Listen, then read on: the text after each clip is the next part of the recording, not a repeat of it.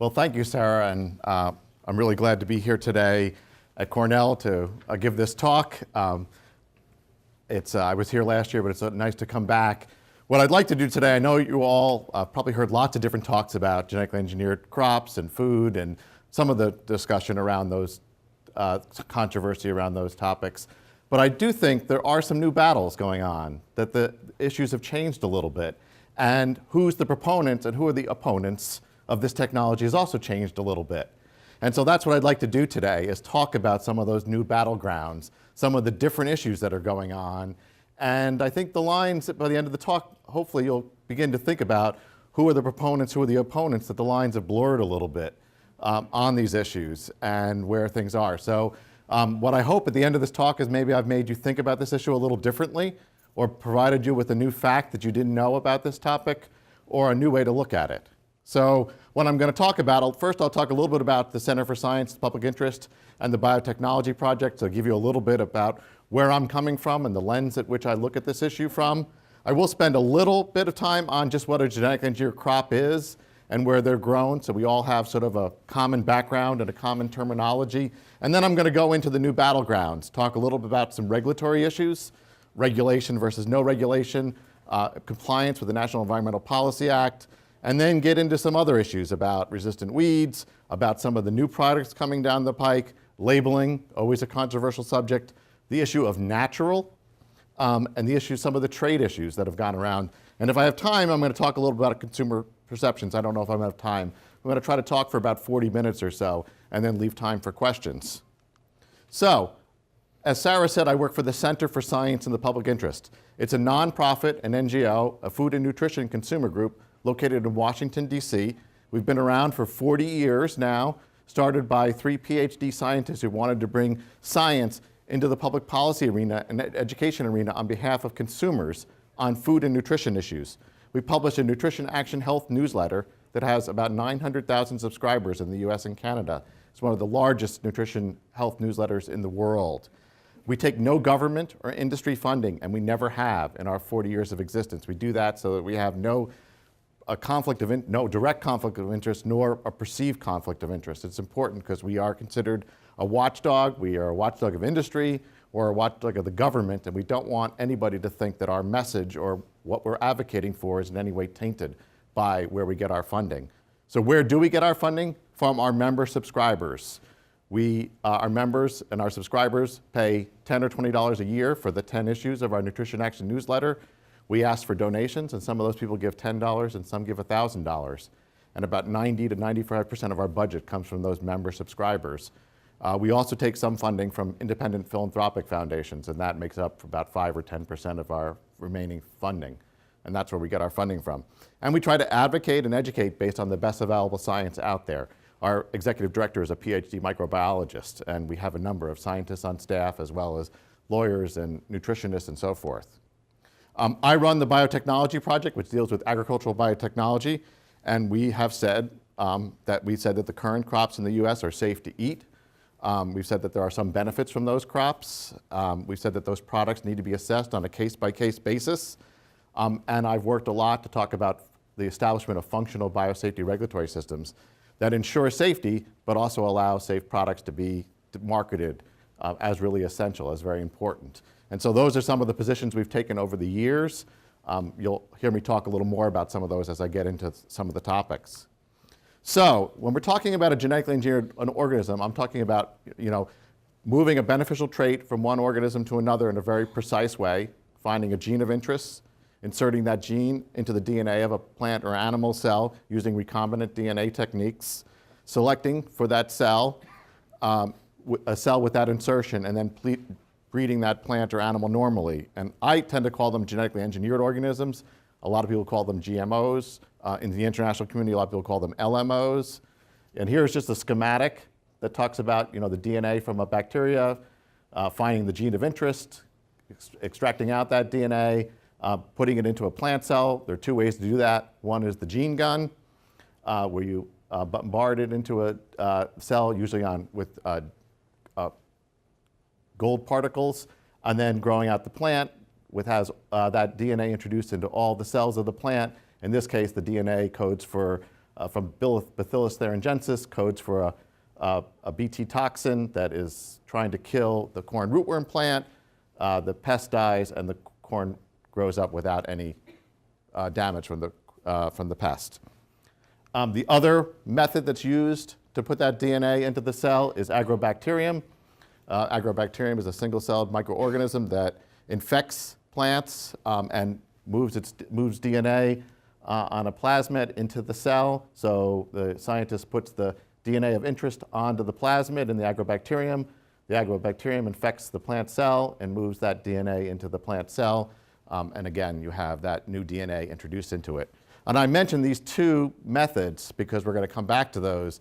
The regulations make a distinction between those two methods. And so that's an important thing to know about whether your genetically modified organism, your GMO plant, is produced through one method or the other, ends up becoming important from a regulatory point of view. So these crops, just a little more background, are grown currently in 27 countries around the world. This is not my data. This is from the ISAAA, AAA, talks about where they're grown in the world. These are all the countries in green. And the acreage, 433 million acres in 2013. The largest of acreage is the US. The largest in terms of farmers, though, is India and China, almost 15 million small-scale farmers. The types of products that are grown, primarily row crops, commodity crops, corn, soybeans, cotton, canola, sugar beets. And for the traits that are primarily commercial, it's either built-in pesticides, the Bt toxins that I talked about before, resistance to an herbicide, so you can spray the herbicide over the top of the crop, and the crop doesn't die from the herbicide, but the weeds around it die because it has a gene that makes it tolerant to the herbicide, or resistance to a virus. So similarly, a virus doesn't infect the plant when it doesn't affect the plant. And most recently, there actually is more biotech crops planted in developing countries than in industrial countries. This is the percentage of crops grown in the US, percentage of acreage of these four major crops. You can see how well it's been adopted in the US. More than 90% of each of these crops in terms of acreage in the US. And finally, as I mentioned earlier, one thing I just wanted to mention is the final sort of background fact, because I think it's something that gets lost a lot in this debate, is that I do think that the foods made from the current crops in the US are safe to eat. You always hear lots of controversy around this, but I think that the Food and Drug Administration, the National Academy of Sciences, even the European Food Safety Agency have all come and reached that same conclusion. You do have to do that on a case-by-case basis, and you can't say that for the future crops, but I think it is fair to say that for the current crops that are grown out there, that the foods made from those are safe to eat. So what are the new battles, or I think where are the battles these days in the genetic engineered crops, at least domestically, and what's happening with them? One of them, I think, and this is the first two are really going to be about the regulations and what's happening at USDA, the Department of Agriculture. And this one is are these crops going to be regulated, and how are they going to be regulated? And I call it regulation versus no regulation. So USDA regulates genetically engineered crops under the Plant Protection Act. And the Plant Protection Act is concerned with plant pest risks. And USDA set up a regulatory system that said, well, we're concerned about whether these crops might be a potential plant pest risk. And they based that on a couple of facts. One was, as I mentioned, one of the methods of transformation is the agrobacterium. Well, agrobacterium is a plant pest. It's a listed plant pest. And so if you're using agrobacterium, they're concerned that somehow you're going to be imparting on this genetic engineered crop some characteristics from that agrobacterium, some plant pest risk.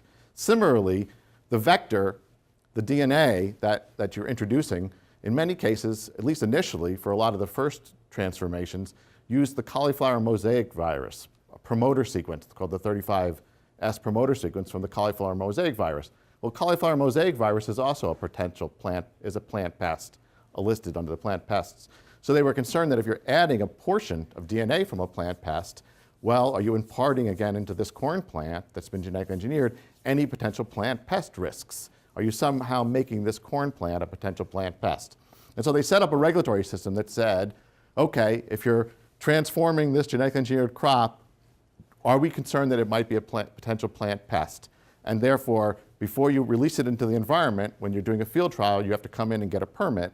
And if you want to commercially grow it and not have these permits, you can deregulate it or get non-regulated status, where you come in and show that it doesn't have any plant pest risks associated with it, and so farmers can grow it without the need to get permits. And so they've regulated over 25,000 field trials starting back in the mid-90s on this regulatory system, and they've deregulated over 95 crops. Not all the deregulated crops have actually become commercial crops.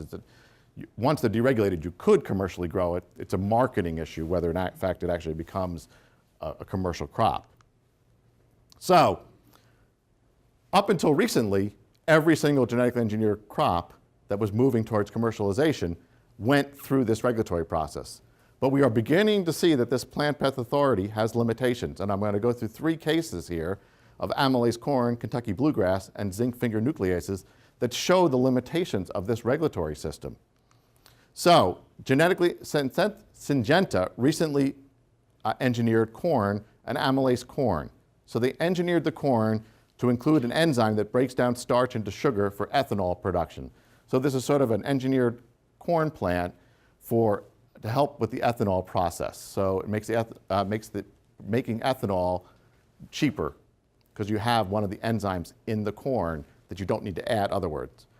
When they went to try to get this deregulated at USDA, certain milling and food processing stakeholders, so these are industry stakeholders, these weren't NGOs, feared that small amounts of this corn could affect their product. They were fearing that if this enzyme got into corn that was used for food, got into the milling, dry milling and wet milling, it was going to change the characteristics of the milled corn. We wouldn't get those crispy corn tortilla chips that we all love so much anymore. So they made a legal argument under the Plant Protection Act because a plant pest is something that directly or indirectly injures any plant product. And they said their milled corn was a plant product, and so this enzyme getting into their plant product was going to impact and cause economic harm, and therefore they shouldn't deregulate this. USDA looked at this product, this crop, and they decided to deregulate it. They rejected that legal argument, they rejected that factual argument, and they said this doesn't have any plant pest risks.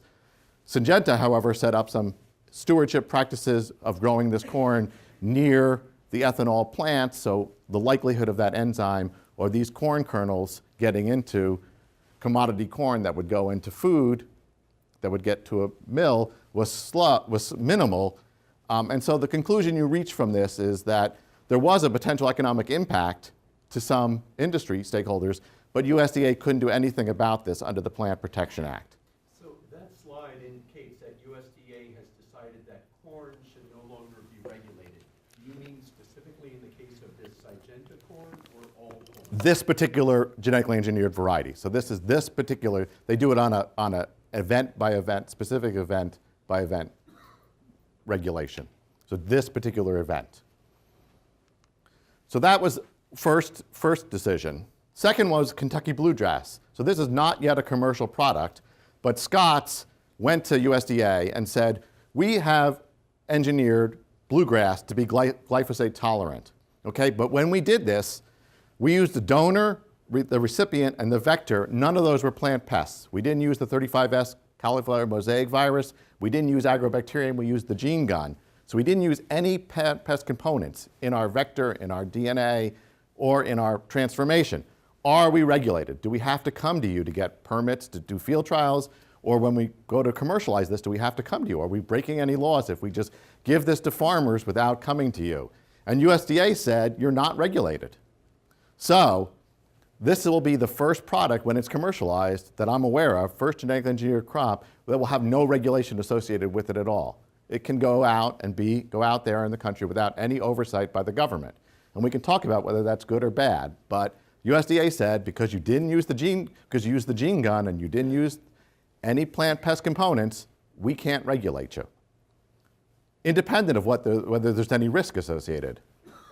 EPA decided it was still within the weediness perspective, so in the three-legged stool of the regulatory process, FDA was still involved in this instance. So FDA is not involved because we don't eat bluegrass, so FDA doesn't do it, and EPA doesn't, and EPA is not involved because EPA only regulates genetically engineered crops that produce a pesticide.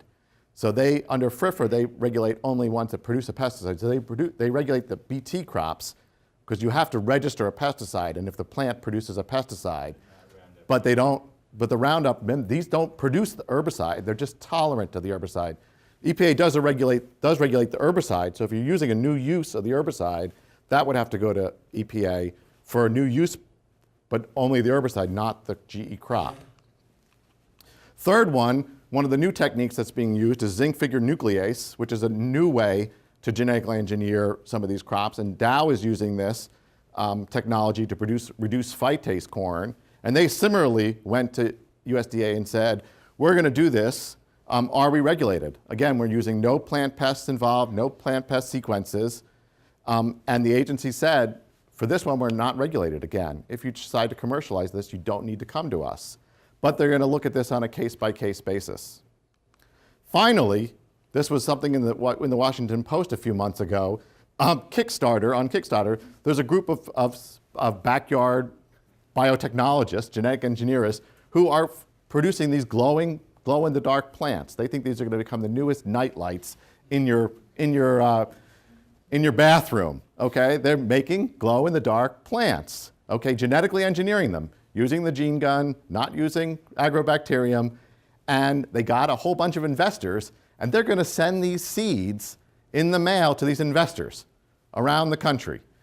They are not going to be regulated at all. We can talk about that. So whether there's any ecological issues, any risk issues associated, this is really good. This is really happening, and they have talked about they are going to do this, and they've almost completed this. They're almost ready to send these seeds through the mail to their investors who gave money through the internet to them to do this. So, the implication of these decisions is the regulations are no longer black and white. Some GE crops are not going to be regulated. They only will address plant pest risks. And the question is, what should be regulated? My view is that the Plant Pest Authority is outdated and no longer particularly applicable. I would think, especially talking to a group of scientists here, that regulation should be based on the risk profile. And this has gone, we could all argue that Plant Pest Authority originally wasn't particularly well suited. It wasn't really risk-based. But now we've gone to the other extreme where potentially we're going to have things unregulated, also based without a risk-based ability to it. And we can think about the public perception of this if there's no regulation at all. So, that's an interesting thing that now people can choose to engineer to avoid regulation. There is a pathway, if you want to specifically avoid regulation. Issue number 2 under the regulations is NEPA compliance. So NEPA is the National Environmental Policy Act. It was the first environmental statute passed by Congress in 1970. And what it says is, in a nutshell, anytime the federal government does a major action that might impact the environment, the government has to assess what the impact on the environment might be to that action. Okay? It doesn't say they have to do anything about that impact. They just have to know what the impact might be. And think about it, if the government's permitting a dam or a power plant, they want to know what's the impact of the environment going to be. And the public has a right to know. It's a very public analysis. Okay? But there's been a lot of litigation over it because under USDA has to comply. Every time they deregulate a genetic engineered crop, that is considered a major action that might impact the environment. And under NEPA, they can do an environmental assessment, an EA, and a FONSI, a finding of no significant impact, which is a sort of the lowest compliance level under NEPA. Or they have to do an EIS, environmental impact statement, which is a much higher level of compliance. So they did an EA for glyphosate-tolerant alfalfa and for glyphosate-tolerant sugar beets back in 2005 for both of those crops. And in fact, they did an EA for every single crop that they had deregulated to that date. And they were sued in court by the Center for Food Safety and some other environmental groups, NGOs, saying that they had violated NEPA, that they should have done an environmental impact statement. And there was no merit to the plant pests challenge, but the court did rule in favor of the plaintiff and required USDA to go back and do an environmental impact statement. An environmental impact statement usually takes an agency a year or 2 to do. It's a significant undertaking. So, and while they did that, the courts in both of those cases prevented farmers from growing those crops. So the farmers who were growing them had to stop growing them for that 2 or 3 or 4 year period while the US government, because what happens is until you comply with NEPA, the underlying decision you made is vacated. So that gave a lot of farmer uncertainty and increased USDA's workload tremendously. To some extent, I agreed with those court decisions. USDA had done a pretty poor analysis of the environmental impact of those things. So I think the court was probably right to slap USDA on the wrist for that. So more recently, we have two new genetically engineered crops that are coming up at USDA, 2,4-D tolerant corn and soybeans, and dicamba-resistant cotton and soybeans. And so USDA did a draft EA for both of these and made them available for public comment. They got huge numbers of comments. And after looking at those, in both cases, USDA decided they would do a full environmental impact statement for both of those products before deregulating them. So that process will now take a couple of years. In fact, the draft EIS for the 2,4-D crops just was published in the beginning of 2014. So the impact of this is they're doing these things on the front end to avoid litigation on the back end. That means that the farmers don't have these crops earlier. They're waiting longer to get them. On the other hand, they don't have that uncertainty of getting them and then maybe having them taken away from them later in the back. So the industry has not been particularly pleased about this. One of the things they've done in the interim, which some of you may have heard about in the last year or two, was they put a provision in 2013 into our continuing resolution for funding called the Farmer Assurance Provision. It was stealthily put into the continuing resolution in 2013. And this Farmer Assurance Provision would have said that what happened when you had the decisions on the sugar beets and the alfalfa was that while USDA went back and did the EIS, farmers weren't allowed to grow those crops. This provision would have required the Secretary of Agriculture to allow them to grow it under conditions that didn't impact the environment while they were doing that EIS. So then NGOs came out and called that the Monsanto Protection Act and tried to oppose this. It got lots of press, may have not seen it or not. It ended up getting passed for just the fiscal year. When it's in the continuing resolution, it's not a permanent part of law. And then it was taken out in FY14 by Senators Molesky and Merkley. So it's not currently at law now, but it was very controversial, this issue. And why was it done? Well, I think the industry wanted to give farmers some assurance that if you start growing your crop, you don't have to worry about this litigation risk. You don't have to worry about somebody taking it away from you. You're going to get to grow it, even if USDA has to go back and do other things to comply with the law. On the other hand, it looked, at least at face, like it was somehow allowing USDA to skirt the law on environmental protection. So another sort of battle that was going on. I wanted to talk a little bit about resistant weeds and insects because I think this is the battle here about how this technology is going to be used sustainably or not. So we mentioned the glyphosate-tolerant crops. The glyphosate herbicide is regulated at EPA, and as many of you know, glyphosate is about as benign and easy to use herbicide as there is out there. And last count, there were 150 million acres of glyphosate-tolerant crops grown in the US between the different varieties of different crops that are grown with it. And there's just some old numbers of how much acreage, the percentage of acreage is. But now what you're seeing is many, many resistant weeds because there's been overuse and misuse of those crops by farmers and by the developers. And they are jeopardizing that benefit to the extent that using glyphosate herbicide as opposed to other herbicides was beneficial to the environment. And this is just the industry's timeline to show you the development of those herbicide-resistant weeds. So here you have 1998 with only one glyphosate-resistant weed, and they started growing these crops in 1996. That was herbicide-tolerant soybeans. By 2004, you can see there are 5 resistant weeds. By 2010, you can see there are 10 resistant weeds, and you can look at the vastness of the coverage around the country. And now by 2012, you're talking about 14 resistant weeds, and you can see the acreage around the country that those are covered by. And so what's happening is, and I'll get to that in a minute, but this is jeopardizing the use of that technology. The farmers were using this cropping system. At the same time, we also are beginning to see the development of resistant pests to the corn rootworm, BTs. This was the first initial paper that identified that coming out of Iowa State. This is a more recent paper coming out of Iowa State talking about the resistance to multiple Bt toxins, not just to the first one, but to more than one Bt toxin. And this is the EPA statement. Much smaller acreage we're talking about for the resistant pests than we are talking about the resistant weeds, but maybe also not as good data about where that is.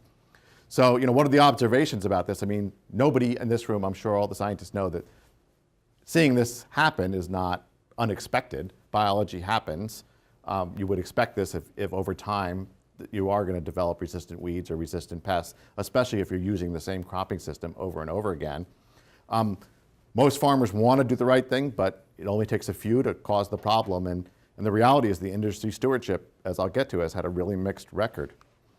The industry's solution to this is more herbicides. On the herbicide side, it's herbicide cocktails.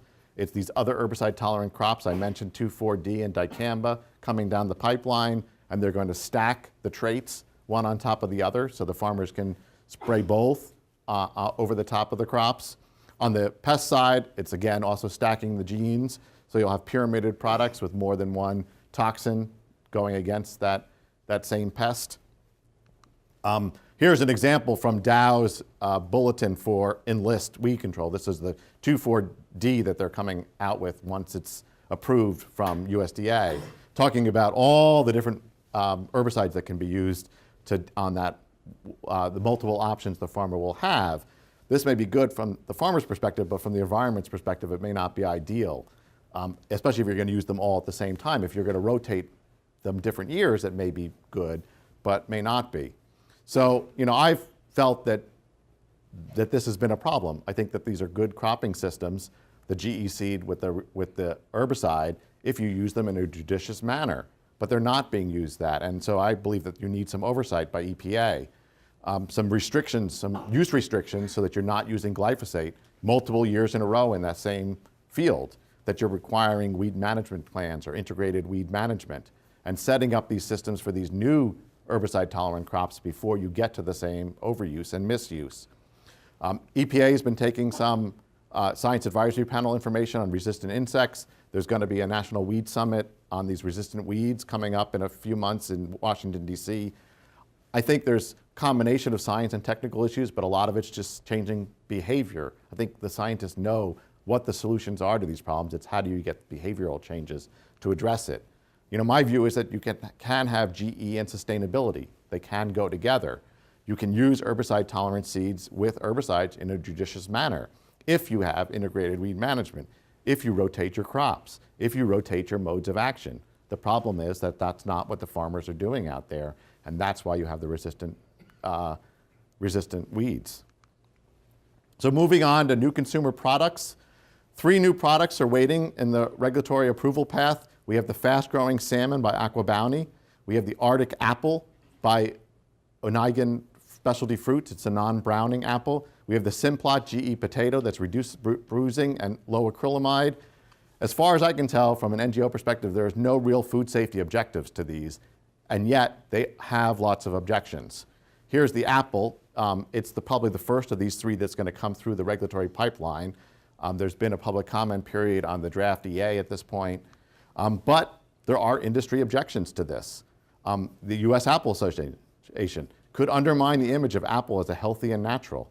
The National Northwest Horticultural Council. We don't think it's in the best interest of the apple industry of the United States to have that product in the marketplace at this time. So here again, interesting situation. It's not the NGOs, not the Greenpeace is also against this, but you have others who are against this, people who in the past have been supportive, industry people who have been supportive of GE coming out against this GE. The transgenic salmon, on the other hand, has had lots of objections from a host of different people. Alaskan senators have introduced legislation to slow down or stop GE salmons from getting to market. You can guess why they've done this, to protect their wild salmon. Okay, this is totally protectionist, and it's sort of interesting. You have a very Republican, Senator Murkowski, Republican senator, who would say, oh, we don't want a lot of market intervention by the government, except for when we need it to protect our market. Okay, so, okay, no market intervention except for when we want market intervention. But they wanted to protect their view of what's holistic and natural about salmon. And what has the NGO community done? They realize they don't have an ability to stop this based on safety, so they've gone to try to get retailers to stop growing this. And here's a quote from the person doing that campaign. The goal is to make sure there's no available market for genetically engineered seafood. People don't want it, and markets are going to follow what people want. And they're going to retailer by retailer, Safeway and everybody else, trying to get them to agree not to sell this salmon. The salmon's not yet at the market. It's probably 2 or 3 years from the market, but they're getting pledges from them not to sell it. So a different way to sort of stop this technology from moving forward. Interesting thing about the GE apple and potato, they have endogenous DNA. They don't take any DNA. They're not transgenic. They use recombinant DNA, but they use DNA from the apple or from the potato. The Simplot people really think that's going to be a difference to the public perception of it. We can talk about whether we think that really is. I don't think that the NGOs are considering that a difference. Whether the public and consumers will or not, it's an interesting thought. Labeling. As many of you know, there's been lots of push for mandatory labeling of GE foods. The propositions in California and Washington did not pass. Either one of them didn't pass. There's lots of legislation in 2013 and 2014. There have been some passed in Connecticut, I think also in Maine, but they're contingent on other states around passing, including states like New York, which I think has not passed it. Although there has been a bill in New York, I know. In Congress, Senator Boxer and Congressman DeFazio introduced legislation, and here's Senator Boxer. Americans have a right to know what's in their food they eat so they can make the best choices for their families. I think you could say that about many things. I don't think it's unique to GE. And so, but so there are many countries around the world that have labeling to date, mandatory labeling. My take on all that is they have mandatory labeling, but most of them don't have choice. And what I mean by that is you have countries like African countries who have mandatory labeling, but they don't grow any GE crops, and they don't have any food with GE, so they don't have any labeling. They don't have, it's all non-GE in their markets. You have the European Union, where they have mandatory labeling, but almost all of the manufacturers, most retailers, have sourced non-GE, so they don't have to put that label on. So you still don't have a choice. You don't have a cornflakes with and without GE on the shelf to choose among. In the Asian countries, you have mandatory labeling, but you have a lot of exemptions. So they exempt oil, or they only require labeling of the top 3 ingredients, or they exempt anything less than 5%. And so they do have GE in their marketplace, but it's always exempted. So they don't have any, again, food, they have virtually no products that actually have label that says GE in it. The only place that I'm aware of that has a lot of mandatory labeling where there actually is food labeled is Brazil, where you have a system that's actually a quote unquote a mandatory labeling system that might be working in the sense that you have a mandatory label on foods and people buy them and there's choice and nobody seems to be, those products don't seem to be stigmatized and they seem to go, it just seems to be another piece of information on the label. The FDA's policy on this is label's got to be accurate, not misleading. These foods are substantially equivalent, so they only mandatory label for any functional difference, which so far there hasn't been any, and you would only label the difference. You wouldn't label that it was genetically engineered. If you do have non-GE labeling, it has to be accurate and not misleading. Senator Warren and Udall sent a letter asking for this FDA guidance to be finalized a few months ago. That was sort of odd that it came out, but they did that. And recently, in testimony to Congress, the head of FDA, Margaret Hamburg, said she is going to finalize this guidance. I'm not sure that's going to change the debate in any sense of the word, but I guess they think it. So when you talk about GE labeling, I think you have to know where these foods are used, how these crops are used in food. Most of the GE crops get used for animal feed and for ethanol and for other industrial purposes. When they get into food, it's primarily in highly processed ingredients, sugar or corn oil or soybean oil. And the important thing to know is when they get into those highly processed ingredients, there is no DNA or protein. Not just the introduced ones, but none at all. So if you had corn oil from genetically engineered corn in one hand and corn oil from non-genetically engineered corn in the other hand, they're biologically and chemically identical.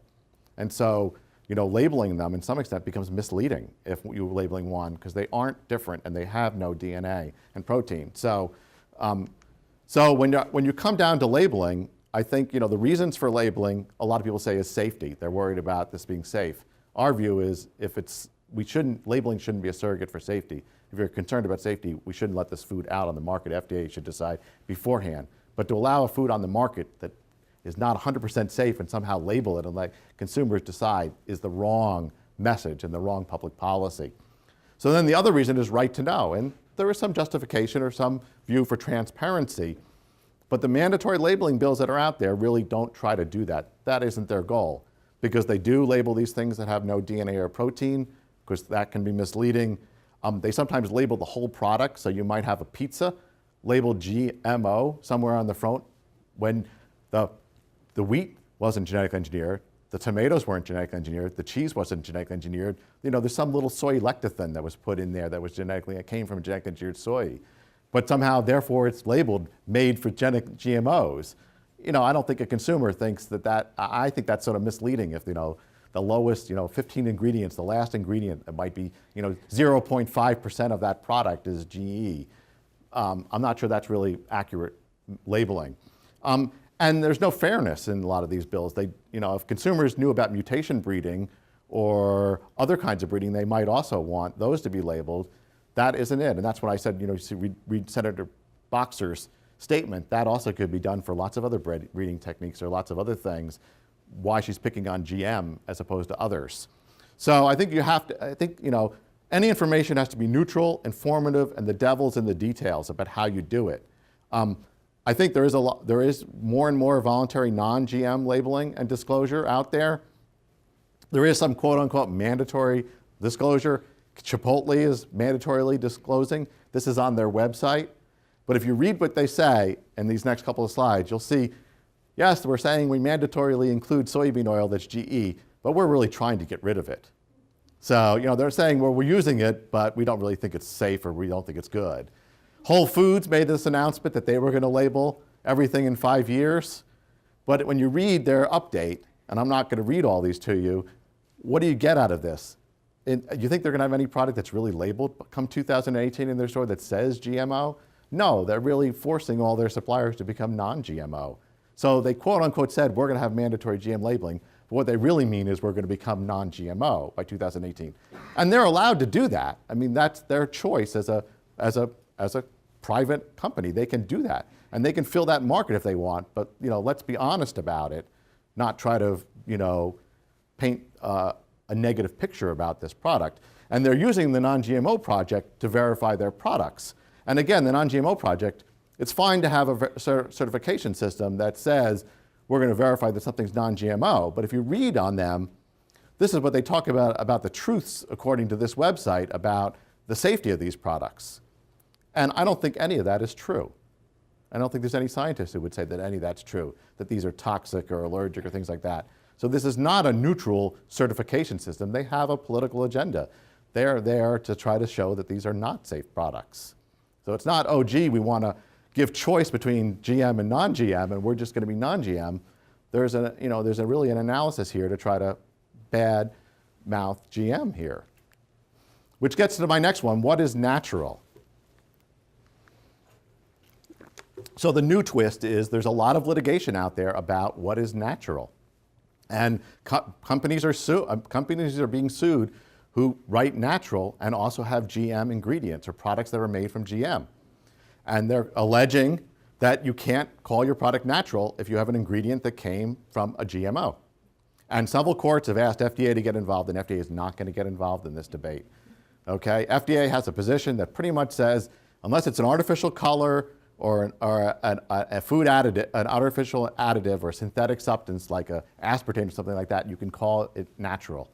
Okay? They're not going to get into what breeding techniques are natural and unnatural kind of thing.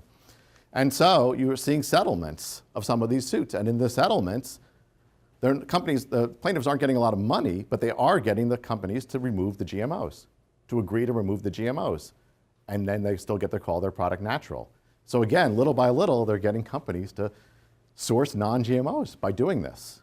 It's another way around trying to force these out of the market to some extent. And so, we can talk about all the different breeding methods. There are lots of different products out there that quote unquote aren't natural. The problem is when you get to a court looks at natural as what does the average consumer call natural? And so they say that, a consumer would say GM isn't natural. I would argue that a consumer would probably say a pluot is natural, but I think any scientist would say a pluot's not natural when you learn about how it was bred. Okay, and similarly, I think every consumer would say a Rio Red grapefruit is natural, and yet this was formed by mutation breeding. It is not natural in any sense of the word. But in a court, they would probably consider this natural. So there's there's a distinction between what's court going to do, and if we let the courts continue this discussion, and it's not going to be a scientific discussion. Final issue, quickly, trade. So trade has become a real interesting thing, and again, this changes really who is the stakeholder and who is where the lines are drawn as to who is in favor of biotech crops and not. Syngenta has commercialized several different GE crops. One was Viptera corn. This is produces a pesticide, so a pesticide-producing corn. Okay, and when they did this, they didn't have approval from China, and so Bunge said they weren't going to take it at their corn elevators because they were going to export to China, and they didn't want it to get into their corn that might go to China. And Syngenta filed a suit in court asking for an injunction requiring Bunge to take this corn. The court denied that, said, sorry, Bunge can decide whether they want to take it or not. And so those farmers weren't allowed to give their corn to Bunge. This is sort of what they call asynchronous approvals, where one country has approved it, but another country hasn't approved it yet. And that's specific to China, because China doesn't even begin the approval process until after it's been approved in our country. So it always has to be asynchronous. They don't do it simultaneous with us. They only do it after USDA is already done. And so this past year, you may have read, there was 1.5 million metric tons of corn that was rejected in China because when they tested it, when it got over to China, it had some elements of GE corns that weren't approved yet in China. And so corn exports to China are down. And the question is, who covers this cost? Do the traders, do Cargill and Bunge, or do the biotech companies or others, does Syngenta do it? And so this is a real headache for Cargill and for the ADM and so forth, and they are not happy. And they are becoming less and less supporters of the biotech companies and the biotech crops. And so Syngenta is again this year allowing farmers to grow another genetically engineered crop that is not approved in China. They're making farmers sign a stewardship agreement saying they'll segregate this, but Bunge, Cargill, and ADM have said they won't accept it. These farmers are going to have to somehow keep it domestic. But the National Grain and Feed Association, the North American Export, all asked Syngenta not to sell this until they got China approval, and Syngenta said no. And I've talked to those food traders, and they are pissed. They are annoyed as hell. And so those are people who have stood behind the biotech companies for 15 years, even though they made their lives more difficult because they had to trade differently to Europe and do all the kinds of things, but they were willing to do it because farmers liked this. That was beneficial to farmers, and they could figure out ways to separate the grains enough and deal with it. But now they are losing money because of this, and companies like Syngenta aren't playing with them fairly in their view, and so they are becoming less enamored with this. And so, as I said, the proponents of this are changing. They're moving. These guys are considering doing things, litigation, and they're considering doing things in Congress to change, to not let this happen. So very quickly, because I'm running out of time, just wanted to put up some results from you hear all the time that 93% of consumers in the US want mandatory labeling. And I think that number is really not right, and I'm not going to go through all of this, but Rutgers, I think, did a really good independent study, and you can look on the Rutgers website. Dick Holman did this, and the site is here. But I think that the reality is this is not as big an issue for the average consumer as you read about in the newspaper. And here it shows that, when asked an open-ended question, not that many people ask for GM food labeling.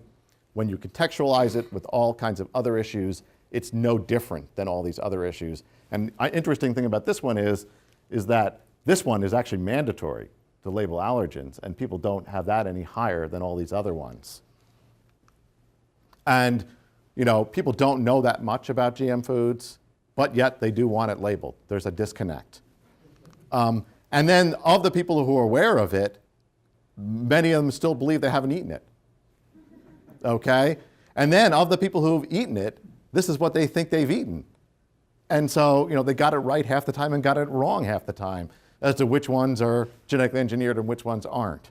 So, I think this is a better survey than a lot of other ones I've seen out there that I think really shows that, when you you read in the papers and the activists a certain level of knowledge, but the average consumer, I think, has a different level of knowledge. And I raise that because I think that as scientists and as people in an agricultural college here, you have some ability to help educate this group of consumers. And it's important to do. And I especially talk to farmers. And I went to the Mid-Atlantic fruit and vegetable growers and others. You have an opportunity to educate, the farmers have an opportunity to educate their customers about why they use these products, how it benefits them. And I think those consumers are open to hearing those messages. And I think it's important, therefore, to give those messages from ag colleges, from farmers, to consumers, at farmers markets, in the supermarket, in local newspapers, because I think it's not a lost battle yet. I think most consumers don't know a lot about this. So my conclusions, briefly, I mean, I think biotech crops are here to stay. They're safe. I think the regulatory system is going to be changing. I think it's not as effective as it needs to be. I think we've got to worry about this overuse and misuse. I think that the stewardship is not where it needs to be, and I think that is sort of a little black eye in the technology, and I think we've got to work harder to use it more judiciously. I think there are concerns about the next generation, but they're not safety concerns. And I think you're going to see the industry stakeholders just as concerned about it as some NGOs. And therefore, that line between who's a proponent and who's an opponent is a lot less clear. And so I think you're going to see many different stakeholders trying to pressure food industries and others to try to eliminate GMO. And I think, therefore, again, it's all the more important to have more communication about this, to have more information, and to get more information from people like ag schools, from independent scientists, who I think is, I know you're not always trained to be communicators. You're not always trained to talk about your science and your research papers in the public. But I think it's all the more important to have it because of that. So I put this paper back there. I only had a few copies, but it's downloadable. This is how I try to communicate to stakeholders, to policymakers in Washington, to media, to press, to interested consumers about genetically engineered foods. You're welcome to get it from my website and download it freely. It's a little old. I'm going to update it in the next month or two. But I think that's really important to do. And I'm happy to answer questions and stay for a while. So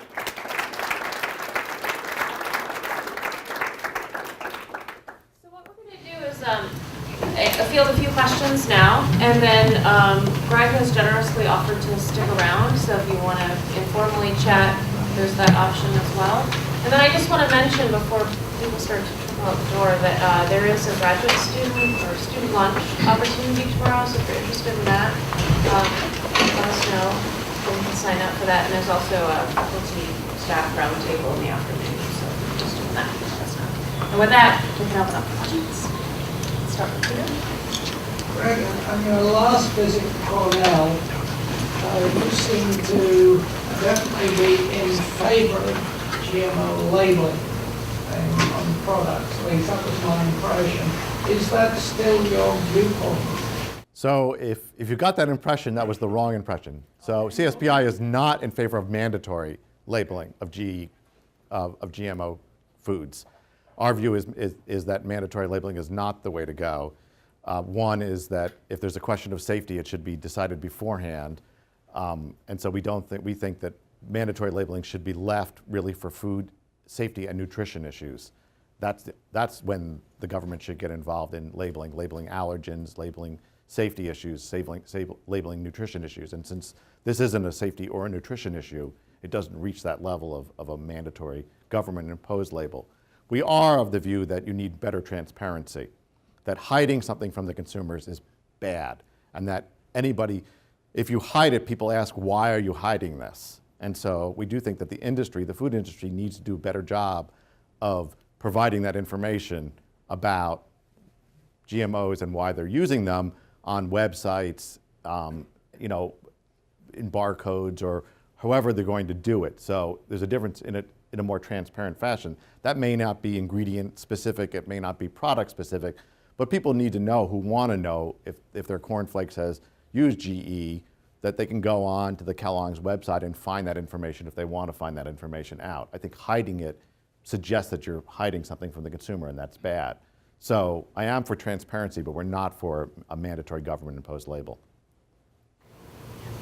Great. Along those same lines, can you speak to the disconnect between genetically engineered plants and genetically engineered bacteria that generate human insulin, or a lot of the food supplements that end up in processed cereals like vitamins or these kinds of things? Because there is a huge, I guess from our perspective in the plant sciences, there's a huge disconnect with consumers between the two.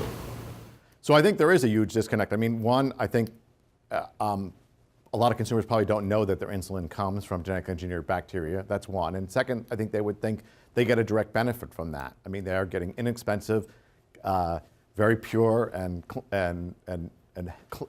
pure and clean insulin, and so they see a direct benefit. One of the problems has always been for the genetic engineered crops that first came out is there isn't a direct benefit to the consumer. It really goes to the farmer and to the environment. And so, I mean, the reality is it was a great thing years ago. I guess some wheat farmers had a campaign to sort of explain their plight to consumers by saying, we'll give you back you bring your bag from the bread you got, and we'll pay you back the cost of the wheat. And when they brought the bag back, people gave them a penny, and they're like, well, wait, I cost $4 for this this loaf of bread. And they said, yeah, but I got a penny for that wheat. All the rest of it was advertising and transportation and everything else. The problem is these are commodity crops, and so the price or the difference that the farmer makes doesn't get translated to the consumer. And so there really isn't a consumer benefit here. And so that's been the problem is, and the question is whether that apple or that potato is a consumer benefit. When we get that first home run consumer benefit, I do think consumer perspectives will change on this. But they don't have that. So for the insulin, there's a direct consumer benefit to it. The vitamins and other things, I don't think there is, but I also think nobody knows about it. Although I think it's interesting, for the products that are now trying to become non-GM, they're finding that where the hottest time they're having is like with the vitamins that they're adding and some of those other kinds of things. So they saw that when post-cereal grape nuts or whatever became non-GM, that they got rid of some of the vitamins in it because they couldn't produce those vitamins in a non-GM fashion. And so the cereal is actually less nutritious now, although it's non-GM. But nobody's made a big deal of that, but it's true. So.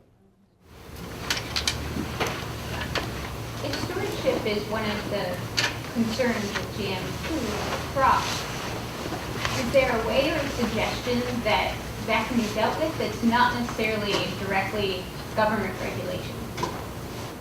It'd be better if it wasn't government regulation. I think, unfortunately, they've been doing it for many, many years, and I think they were not successful. I mean, I think if you ask any weed scientist, they would have told you, every weed scientist I've talked to, every reasonable one, whether it's Cornell or Penn State or everyone, said, you've got to rotate your crops or rotate your modes of action. If you use the same herbicide year in and year out, whether it's genetically engineered or not, whether you're using it or not, you're going to develop resistant weeds.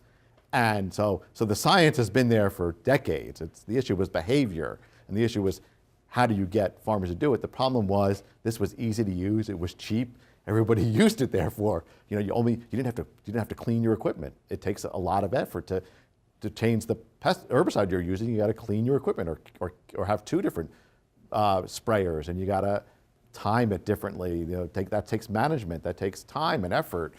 But it was cheap and easy to use glyphosate and spray it. And if even when you were rotating your crops, if you could use the same herbicide, whether it was corn or soybeans. And so people got lazy. So I think people knew the solution. The problem was the behavior. And the incentives weren't there. The problem, I've been learning about this. The problem is you have more and more landlords leasing land to farmers, more and more yearly contracts for farmers.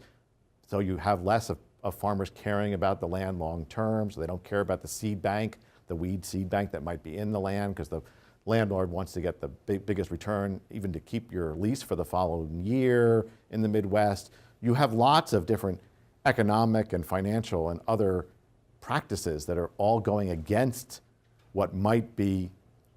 So the economists might be able to prove to you that in a 3-year return, you get a benefit from rotating your herbicide or your mode of action. But if you're not going to be there for 3 years, or you might not be there for 3 years, then you don't get that benefit. And so So there's lots of, the system has become harder and harder to do that without some outside force forcing you to do that, forcing you to level the playing field kind of thing. So that, unfortunately, I've come to that solution, that unless you have some government mandate or things like that that levels the playing field for everybody, people aren't going to voluntarily do that because there are just too many other incentives that are preventing them from doing it. I wish I could say it, but I'm not seeing it. Are there any questions in Geneva? Sarah? Yes. Hi, Sarah. Hi, Tony. Greg, you mentioned that there are companies like Whole Foods and Chipotle who are basically trying to get away from GM and demonizing it a bit. So I'm sure you're aware that Wegmans a couple days ago came out with their information on GM. And they have gotten, last time I looked, there was about 500 comments from the public, and most all of those comments are just demonizing GM. But I think Wegmans tried to do a kind of courageous thing to get some information out there that's balanced. I don't agree with everything they say. I would have worded some things a little bit differently. But I just corresponded with Wegmans before I came down to hear your talk, and they say they are getting blasted by the general public for trying to provide information on GM, and the reason they're getting blasted is because no one trusts the FDA, there's no long-term studies, and all the usual things that we hear against GM products. So here's a company that was trying to do something good, and boy, are they getting on fire. I mean, I've looked at the, Tony, I've looked at the Wegmans frequently asked questions, and I think they did a good job, and a good job of being accurate and being truthful about the benefits of this technology and why farmers are using it. And I think it was courageous for them to do it, and I hope they stand by that information. While they're getting blasted by a number of people, you're always going to hear from the most vocal people. And we hear that at CSPI also. It's funny, we do a lot of recipes for healthy eating, and so we put a canola oil in a lot of our recipes, and we get a lot of people who email us and say, why are you telling us to use canola oil? We know canola is genetically engineered, and we shouldn't be using canola oil because of that. And we say, no, first of all, it's genetically engineered and it's safe, the canola oil is safe, but it's also a very healthy oil. It's got the healthiest profile of all the oils out there. And so, you still have to stick, my view is they still have to stick by those facts.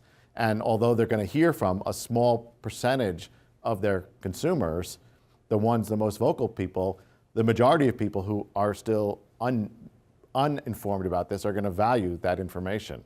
So, I still think you can't let, as a retailer or anybody else, you can't let a few vocal people who have some misinformation from the internet or someone else sway all of us to sway them to change their values or their information. And I guess that's my message. Any other questions in Geneva? The management of pesticide use to avoid resistances has some things in common with the way we breed in conventional breeding for resistance genes and deal with pyramiding those and deploying those in ways that will trigger the evolution of virulence in the pests. I'm wondering, I gather that the EPA has some regulations about the deployment of pesticides, but I'm wondering whether they consider deployment of resistance genes in a similar way. So it's interesting. When EPA registers pesticides, there's a risk-benefit calculation that they do, and they look at the benefits of that pesticide and the potential risks or what it's replacing, and they decide to register that pesticide. When they registered the first BTs, they made a unique determination that these were a public good, and therefore they did need to be protected for future generations, and they did introduce refuges or a system to try to prevent resistance from developing. It was the only time they've ever done that. And they did say that they considered resistance a negative consequence, and therefore they could put in some use conditions to prevent resistance, which they've not done for any kind of chemical pesticide or chemical herbicide, where they've only put in use conditions that would, to prevent, birds from getting injured or getting in the groundwater or something like that. They've never considered resistance in itself a negative environmental consequence. Only in the BT context have they done that. So they took a leap, and they did do that for the BTs, and therefore they have instituted a system to try to prevent resistance from developing. It's worked for the corn borer in part because of the BTs that have been engineered for the corn borers, in part because those were high dose and worked well with the refuge system. It hasn't worked as well for the corn rootworm because those were moderate dose. Part of it was the BT toxins weren't as effective against the corn rootworm. Part of it has been the lack of rotation, the fact that everybody wants to grow corn because it's so valuable in the Midwest, and part of it's the biology of the pest. And so there's been a number of factors. The cumulative effect has been the development of resistance. So EPA has been working on this gallantly, I would say, and uniquely doing it, but it's been a limited kind of thing. Monsanto's GM potato was pulled out because McDonald's would not market GM potatoes. So this is probably what's going to happen to the fast-growing salmon, don't you think? So, I mean, this fast-growing salmon, I'm not sure what's ever going to happen to the fast-growing salmon. The salmon, if it gets approved, it's sort of a proof of concept. They're really going to grow it in a few inland tanks in Panama. It's going to be a few thousand tons of salmon out of, we import 350,000 tons. So it's going to be, less than 1% of our salmon imports. It's really going to be, I always tell people, to find one of these salmon steaks is like winning the lottery. Most of these retailers who are saying, I'm not going to buy it, they'd have to look out to try to buy it. It's going to be easy not to buy it. It's going to be hard to buy it. So, I'm not sure what's going to happen with the salmon. I'm not sure why that, what's that company's long-term marketing plan, what's their long-term strategy for actual success. I mean, I think that technology's safe. I think the GE salmon is safe to eat, but I think that growing them in inland tanks, and I'm not sure they're ever going to have a market impact. The problem is salmon is the commodity of fish. So, they need to do this with a high-value fish to actually make a cost difference to make it worthwhile. Doing it with a commodity fish, salmon's the most inexpensive of all our fishes. I don't really think they're going to make an impact on the market. So I don't know what their goal is. Your question would be more interesting with the GE potato, with Simplot being, is that going to have a different interest in the market than the GE potato from Monsanto years ago? Simplot, is it's a private company. It's the big player in potatoes, and if they're it's not being developed by Monsanto. It's being developed by one of the potato companies that contracts with its own farmers to grow potatoes for it. And if it tells its farmers to use this potato, they will have to use it, or they will use it. And they produce their own French fries and do all that stuff. So it'll be interesting to see that one. This potato may have a very different, therefore, market release because it's done by Simplot than it's done by Monsanto, because it's being done within the potato industry itself.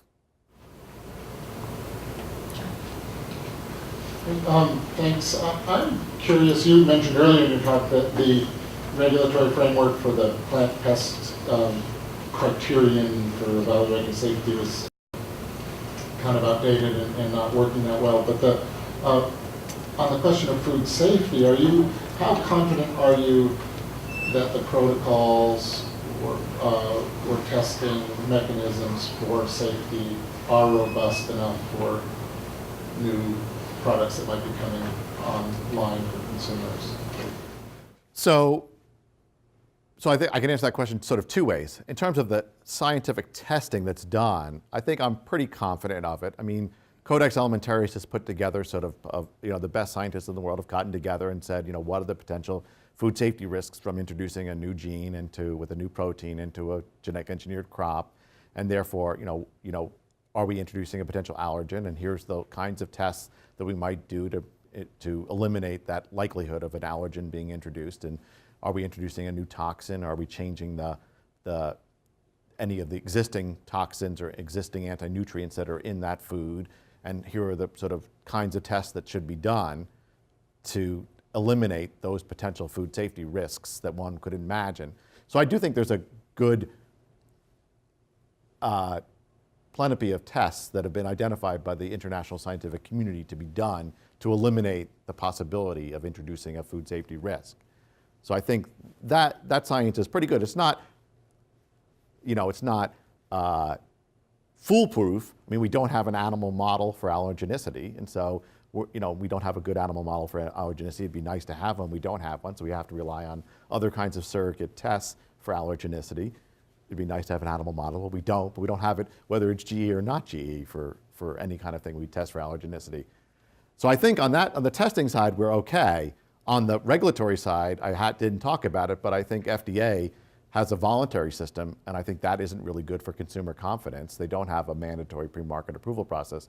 And the one thing I do advocate, the biggest regulatory change that my organization advocates, is for legislation to require FDA to have a mandatory pre-market approval process, not the current voluntary consultation process. And I think there's two reasons for that. One is to ensure that the food is safe beforehand, that I think, and having a piece of paper that says FDA says it's safe, as opposed to Monsanto saying it's safe, will really change consumer confidence, not just in the US, but internationally. People can look to us for FDA taking the lead in this internationally. I do a lot of work in Africa, and they don't look to FDA, they look to Europeans, because FDA isn't there, because they have this wishy-washy voluntary consultation process system. So I think there's a lot of reasons for improving the oversight at FDA. It's more of a legal improvement. I don't think it would change the testing regime very much, or the data that would be required very much, because remember that Monsanto or DuPont is still getting this approved in Canada or Europe or Mexico or Japan, and all of those are requiring the same tests, and they do have a mandatory system. But I think it hurts the US, and especially in this labeling battle, everybody can say, FDA didn't approve this. We're worried about the safety because FDA doesn't have that good seat at the table. So I hope that answers the question. Hi. As a consumer, as a parent, as an environmentalist, and as somebody that works with GMO plants, I'm in favor of labeling because my concern with canola oil, for example, is not that there's something different between the GMO and the non-GMO. My concern is the spraying. The spraying of herbicide and the spraying of pesticides not for the genetically modified canola is high. So those are my concerns, not what I'm going to eat, but what may be coming in on my food that's been added or what's happening to the environment. So, under that scenario, if you take that logically, then you should label all kinds of agricultural methods that use pesticides. It shouldn't be GE, because I'm not convinced that GE uses more herbicides than other methods the conventional farmers that use. In fact, there are, for certain pesticides or herbicides, the non-GE farmer uses more of those. And so for fairness, if your concern is we want labeling because we're worried about pesticides, that may be a legitimate thing, but then that's not a GE concern, that's a concern for many different farming methods. Then you'd have to question, I would question, if you're worried about it because of the environmental impact of it in growing the canola, that's one thing. It's different if you're also worried about it in the actual oil, because the oil seeds have obviously been highly processed. So the actual amount of if there was a lot of herbicide used on the canola plant, the actual amount of herbicide that might be in the oil is very, very, very small, if any, because of the processing of that oil and how it's processed and things like that. So you may want, again, it'd be different if you want to label the herbicide that's used on a strawberry because you're actually eating the strawberry that actually has some of the herbicide on it versus something that's a highly processed ingredient where it's been cooked or processed in some way so that any herbicide that was on it has really been lost in that processing product. So I guess my comment to that is that may be a legitimate reason to label something. Again, I would say it's voluntary labeling versus mandatory, not government imposed.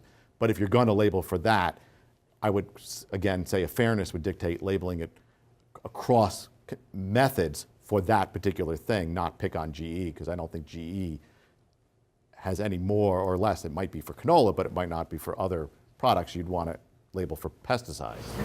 So when you have a GE plant, you can just go in and spray the entire field.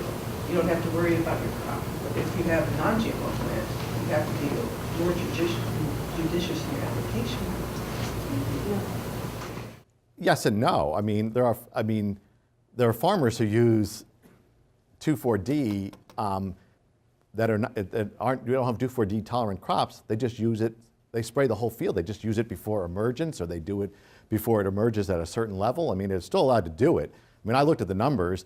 When the 2,4-D crops are now used, they're still allowed to use it on corn now. They're just not allowed to use it after it's emerged at a certain level. And so we're going to double the amount of 2,4-D they use, but they still use 2,4-D on corn. They do it when it's at low, the plants are low, or things like that. They still won't be using it when the ears of corn have emerged. So, you know, for each of these herbicides or pesticides that they're using, there are use conditions, but I think when they spray them, I think all of our crops are getting lots of herbicides and pesticides sprayed on them. It's, you know, and I think, and I think one of the misleading things is a lot of people think organic farmers don't use any herbicides or pesticides. They do. They just use biological ones or ones that are allowed under their system. They don't use synthetic herbicides, but you know, they do use BTs. They spray BT microorganisms as a pesticide. So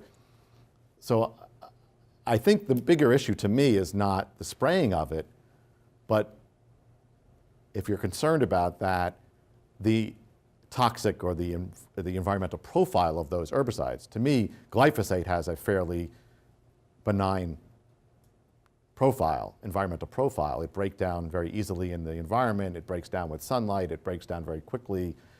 It doesn't have a long half-life, stuff like that. Some of these other ones have much more environmental impact. So to me, the more important thing is what's the environmental impact of that herbicide, as well as how much it's being sprayed, what's its persistence. All those kind of things would take into account if you wanted to set up some sort of index kind of thing.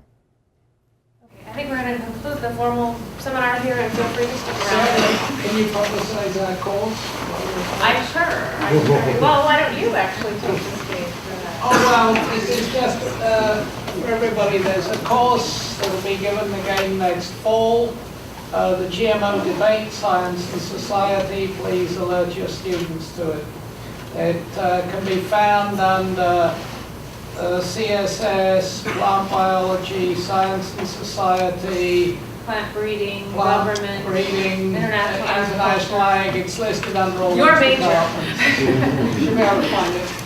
Great, thank you. If I didn't answer your question today and you have a follow-up question, feel free to email me.